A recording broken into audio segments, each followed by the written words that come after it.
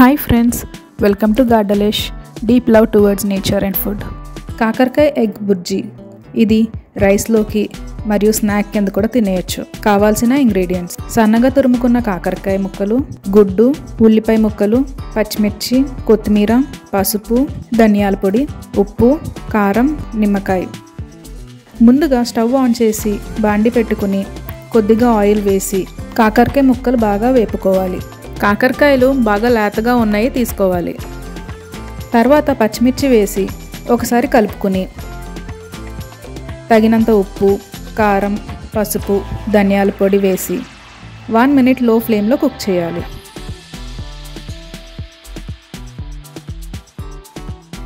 ఇప్పుడు గుడ్డు వేసుకుని గుడ్డు బాగా కుక్ అయ్యే వరకు కలుపుకోవాలి.